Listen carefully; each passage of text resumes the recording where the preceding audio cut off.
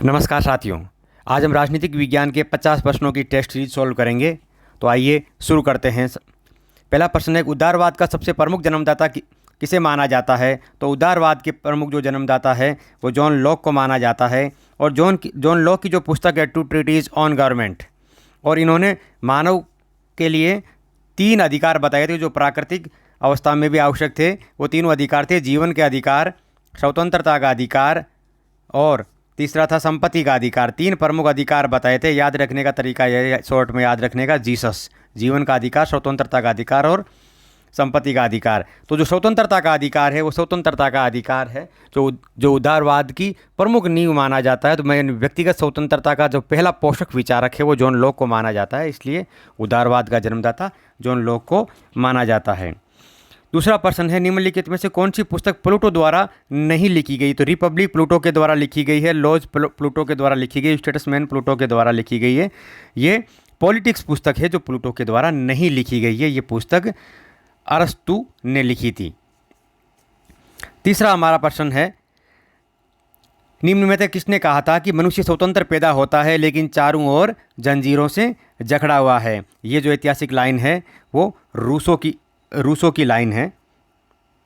मनुष्य स्वतंत्र पैदा हुआ है और सर्वत्र जंजीरों से जकड़ा हुआ है, ये रूसो ने कहा था। चौथा प्रश्न है, कर्म एवं संगति सिद्धांत जो कि उत्तर व्यवहारवाद का केंद्रीय विचार है, निम्नलिखित में से किसकी देन है? तो ये डेविड ईस्टन की देन है, क्योंकि आप जानते हैं उदारवाद और व्यवहारवाद और उत्तर व्यवहारवाद दोनों के प्रणेता डेविड ईस्टन माने जाते हैं। तो इससे संबंधित जो चीज़ें आती है तो उसमें डेविड ईस्टन का नाम प्रमुखता से आता है। अगला प्रश्न है, निम्नलिखित में से किस विद्वान की नियुक्ति ऑक्सफोर्ड के शिक्षक के तौर पर हुई थी? ऑक्सफोर्ड जो विश्वविद्यालय है उसमें शिक्षक के तौर पर किसकी नियुक्ति हुई थी? जॉन लॉक की। अगला प्रश्न है, कर्मयोगिनी पत्रिका के संपादक कौन थे? कर्मयोगिनी पत्रिका के संपादक थे अरविंद घोष। गुट निरपेक्षता का अर्थ है, गुट निरपेक्षता का क्या अर्थ है? गुट निरपेक्षता का अर्थ है विश्व मामलों में क्रियाशील रहना। विश्व के मामलों में जैसा कि इन्होंने कूटनिरपेक्षता की जो मार्शल टीटो, नासिर और पंडित जवाहरलाल नेहरू के प्रयासों से इसकी स्थापना हुई थी। 8वां, निशस्त्रीकरण का प्रमुख लक्ष्य क्या है? निशस्त्रीकरण यानी शस्त्रों की होड़ को कम करना, उनका प्रमुख लक्ष्य क्या है? तो प्रमुख लक्ष्य है शस्त्रों के प्रभाव को घटाना और उसकी होड़ को कम करना। ओम्बुड्समैन प्रणाली को सर्वप्रथम लागू करने वाला देश कौन सा था? तो ओम्बुड्समैन को सबसे पहले जो लागू किया था 1809 में स्वीडन ने इसे लागू किया था।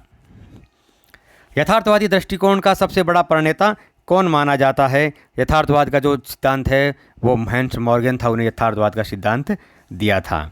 हॉब्स की प्रसिद्ध रचना जिसमें सामाजिक संविदा सिद्धांतों को उन्होंने लिखा था, कि सामाजिक संविदा जो हॉब्स, लॉक और रूसो 3 विचारक है, उसमें से हॉब्स ने अपने जो विचार है वो कौन सी पुस्तक में दिए थे? लेवियाथन में हॉब्स ने अपने विचार दिए थे। सोशल कॉन्ट्रैक्ट में रूसो ने अपने विचार दिए थे। अगला प्रश्न है, निम्नलिखित में से कौन सा एक ग्रंथ जॉन लॉक के द्वारा नहीं लिखा गया है? जॉन लॉक के द्वारा ये डी होमिनी नहीं लिखा गया है। डी होमिनी है, ये हॉब्स के द्वारा लिखा गया है। अगला प्रश्न है, वैज्ञानिक समाजवाद के सिद्धांत का प्रतिपादक कौन था? वैज्ञानिक समाजवाद का जो विचारक है वो कार्ल मार्क्स को है। समाजवाद का प्रणेता तो रॉबर्ट ओवेन को माना जाता है। और वैज्ञानिक समाजवाद का जहां नाम आता है, इन समाजवाद की पहली वैज्ञानिक व्याख्या किसने करी? तो कार्ल मार्क्स ने करी थी।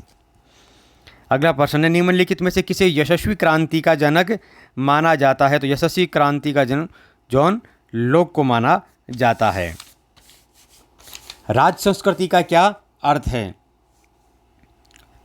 राज संस्कृति का अर्थ है कि संस्कृति की राजनीति या राजनीतिकों की संस्कृति या राजनीति से संबंधित संस्कृति एक तत्व है। इनमें से कौन सा उत्तर होगा? इसका उत्तर होगा डी, कि लोगों की राजनीतिक आदतें, विश्वास, मानक और मूल्य और दृष्टिकोण और आचरण। अगला प्रश्न है, संयुक्त राष्ट्र संघ में शामिल होने वाला अंतिम देश कौन सा है? संयुक्त राष्ट्र संघ में शामिल होने वाला जो अंतिम देश है वो है दक्षिणी सूडान। वर्तमान में संयुक्त राष्ट्र संघ में कुल 193 देश है और अंत में जो दक्षिणी सूडान, जो सूडान देश के जो दो टुकड़े हुए थे, उस एक उत्तरी सूडान और दक्षिणी सूडान, तो दक्षिणी सूडान है संयुक्त राष्ट्र संघ का वर्तमान में अंतिम रूप से बनने वाला सदस्य और कुल 193 सदस्य संयुक्त राष्ट्र संघ के है। अगला प्रश्न है G77 सदस्यों की संख्या कितनी है? तो G77 सदस्यों की संख्या है 130। तो इसको प्रारंभ में G77 ग्रुप 77 इसलिए कहा जाता है कि इसकी जो स्थापना हुई थी 15 जून 1764 को, उस समय इसके 77 देश थे और ये विकासशील देशों का एक समूह है। भारत भी इसका सदस्य है और इसका जो मुख्यालय है वो जिनेवा में है। विश्व की सबसे अधिक जनसंख्या वाला संघ कौन सा है? विश्व में सबसे अधिक जनसंख्या वाला जो संघ है वो शारक है, क्योंकि विश्व के जो सबसे बड़े जनसंख्या के जो देश हैं, जैसे भारत है, पाकिस्तान है, बांग्लादेश, ये देश इनमें आने की वजह से ये विश्व के सबसे अधिक जनसंख्या वाला संघ कहलाता है। अगला प्रश्न है मोहनदास करमचंद गांधी का जन्म कब हुआ था? तो वह जैसा कि आप जानते हैं 2 अक्टूबर 1869 को महात्मा गांधी का जन्म हुआ था। निष्क्रिय प्रतिरोध सिद्धांत का प्रतिपादक निम्न में से कौन है? तो निष्क्रिय प्रतिरोध सिद्धांत MN रॉय ने दिया था। निष्क्रिय प्रतिरोध। अगला हमारा प्रश्न है किसने कहा था कि एकात्म राज्य में केंद्रीय सत्ता के सिद्धांतों का प्रयास के सत्ता के हाथों में कानून बनाने की सर्वोच्च सत्ता निवास करती है? ये A.V. डायसी ने सिद्धांत दिया था। A.V. डायसी ने विधि के समक्ष समानता या कानूनी समानता का जो सिद्धांत दिया था डायसी ने दिया था। अगला प्रश्न है भारतीय राष्ट्रपति को निम्नलिखित में से कौन सी आपातकालीन शक्तियां प्राप्त है? अनुच्छेद 352, 356 और 360 तीनों ही वित्तीय शक्तियां भारत के राष्ट्रपति को प्राप्त है। अनुच्छेद 352 में तो मतलब कोई किसी बाहरी आक्रमण पर राष्ट्रीय आपातकाल लगाया जाता है। अनुच्छेद 356 में किसी राज्य के अंदर लोकतांत्रिक व्यवस्था फेल हो जाती है तब लगाया जाता है, राष्ट्रपति शासन लगाया जाता है। अनुच्छेद 360 है, ये वित्तीय आपातकाल से संबंधित है। ये 3 प्रकार के आपातकाल हैं। अनुच्छेद 352 का प्रयोग 3 बार किया गया है और राज्यों के इसका बहुत बार किया गया। वित्तीय आपातकाल का अभी तक भारत में प्रयोग नहीं किया गया है। अगला प्रश्न है निम्नलिखित में से कौन से संवैधानिक संशोधन द्वारा पंचायती राज व्यवस्था को संवैधानिक दर्जा दिया गया था? 73वां संविधान संशोधन के द्वारा पंचायती राज का नाम आता है तो इसमें 73वां, और इसमें शहरी निकाय आता है तो वो 74वां संविधान संशोधन होगा। अगला प्रश्न है भारत में पंचायती राज व्यवस्था की त्रिस्तरीय प्रणाली का समर्थन किसने किया था? तो त्रिस्तरीय प्रणाली का जो समर्थन है वो बलवंत राय मेहता ने किया था और उन्हीं की बलवंत राय मेहता की सिफारिश पर ही भारत में पंचायती राज अधिनियम को त्रिस्तरीय प्रणाली के ढांचे को अपनाया गया और इसे ही लागू किया गया। भारत में सामुदायिक विकास कार्यक्रम किस वर्ष चलाया गया था? 1952 में सामुदायिक विकास कार्यक्रम चलाया गया था। ये पंचायती राज से पूर्व की ये संस्था है। अगला हमारा प्रश्न है भारतीय संविधान के किन अनुच्छेदों में स्वतंत्रता का मौलिक अधिकार का वर्णन किया गया है? तो अनुच्छेद 19 से लेकर 22 तक स्वतंत्रता के अधिकार का वर्णन किया गया है। अगला प्रश्न है निम्नलिखित में से कौन सी रचना कार्ल मार्क्स द्वारा रचित नहीं है? कार्ल मार्क्स द्वारा रचित the holy family Karl Marx के द्वारा रची गई है। Poverty of philosophy Karl Marx के द्वारा रची गई है। फिलोसॉफी ऑफ पॉवर्टी ये पुस्तक कार्ल मार्क्स के द्वारा नहीं लिखी गई है। ये पुस्तक प्रूधो के द्वारा लिखी गई है।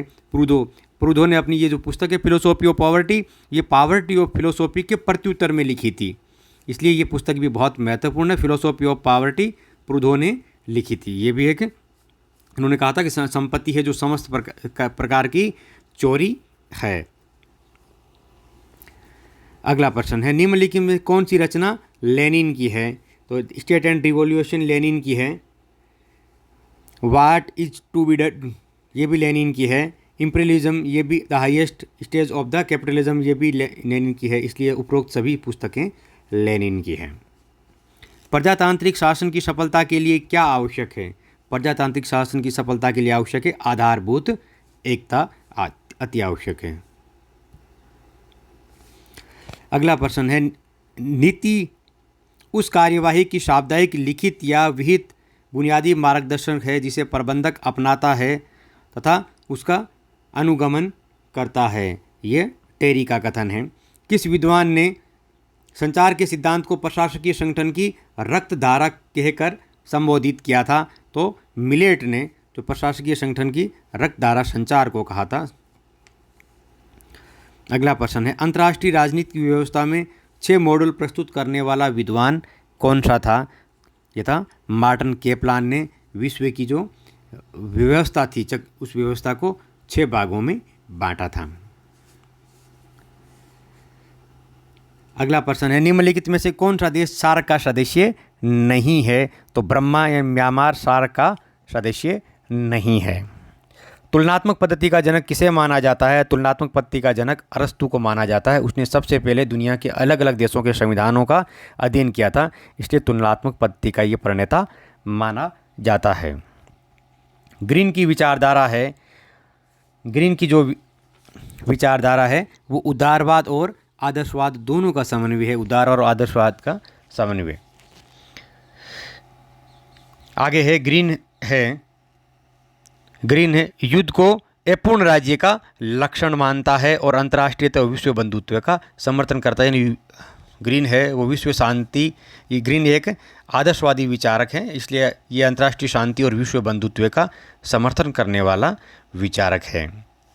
आदर्शवादी विचारधारा को अन्य नामों से भी जाना जाता है। आदर्शवादी विचारधारा को दार्शनिक सिद्धांत भी कहा जाता है, आध्यात्मिक सिद्धांत भी कहा जाता है और राज्य का रेषात्मक सिद्धांत भी कहा जाता है, क्योंकि इसमें आदर्शों को बहुत अधिक महत्व दिया जाता है। अगला प्रश्न है कि आदर्शवाद की प्रमुख विशेषताएं हैं। तो विशेषताओं में है राज्य एक प्राकृतिक और नैतिक संस्था है, ये भी इसकी विशेषता है। मनुष्य एक सामाजिक प्राणी है, ये भी इसकी विशेषता है। और राज्य और समाज में कोई अंतर नहीं है, इसलिए तीनों ही विशेषताएं आदर्शवाद की विशेषताएं हैं। अगला प्रश्न है, हीगल राज्य के फांसीवादी सिद्धांत का पूर्वगामी अथवा प्रातःकालीन नक्षत्र सिद्धांत सिद्ध हुआ था, ये कथन है वो किसका है? ये कथन है मैकगवर्न का। अगला प्रश्न है, जो हीगल है वो किस प्रकार का विचारक रहा है? हीगल युद्ध प्रेमी और अंतर्राष्ट्रीयता का विरोधी विचारक रहा है, क्योंकि हीगल ने कहा था कि युद्ध मनुष्य के लिए उतना ही आवश्यक है जितना एक स्त्री के लिए मातृत्व आवश्यक है। इसलिए युद्ध को उन्होंने राज्य के लिए आवश्यक माना था, इसलिए हीगल युद्ध प्रेमी विचारक माना जाता है। निम्नलिखित में से कौन सा कथन प्लूटो से संबंधित है? प्लूटो से संबंधित कथन है कि राज्य व्यक्ति का ही विस्तृत रूप है। ये कथन प्लूटो का है, राज्य व्यक्ति का ही विस्तृत रूप है। मनुष्य स्वभावतः एक राजनीतिक प्राणी है, ये जो कथन है ये अरस्तु का कथन है। अरस्तु ने कहा था कि मनुष्य स्वभाव से एक राजनीतिक प्राणी है। और पुष्पिन उतना ही सुखद है जितना कि काव्य, ये बेंथम ने जो सुखवाद की संकल्पना दी थी उसका ये कथन है। उसके बाद में है कार्ल मार्क्स के अनुसार राज्य, 42वां। कार्ल मार्क्स ने राज्य को किस संदर्भ में वर्णित किया है? तो कार्ल मार्क्स ने शोषण की एक संस्था के रूप में इसको वर्णित किया है और राज्य को शोषण करने का जो सबसे प्रमुख संस्था राज्य को माना है। किस आयोग ने केंद्र राज्य संबंधों का अध्ययन किया था? केंद्र राज्य संबंधों का अध्ययन करने के लिए सरकारिया और सरकारिया में भी RS सरकारिया नाम याद रखना। कई बार पूछ लेते हैं कि सरकारी आयोग के अध्यक्ष कौन थे, तो जस्टिस RS सरकारिया इसके अध्यक्ष थे, जिन्होंने केंद्र राज्य संबंधों के बारे में विस्तृत अध्ययन किया था। जनहितवाद या जनहित याचिका का अर्थ क्या है? जनहितवाद और जनहित याचिका का अर्थ है कि नागरिक अधिकार की स्वतंत्रता की रक्षा करना, नागरिकों के अधिकारों की जो स्वतंत्रता। जनहितवाद, जनहित याचिका यानी जो व्यक्ति न्यायालय तक नहीं पहुंच पाते हैं उन व्यक्तियों के लिए कोई दूसरा व्यक्ति न्यायालय में जाकर उनके लिए न्याय मांगे, तो उसमें नागरिक अधिकारों की स्वतंत्रता की जो अवधारणा है वो इसमें निहित। एक मिनट, इस प्रश्न में 44 वाला जो प्रश्न है उसमें जो उत्तर होगा 1, 2 और 4। 1, 2 और 4।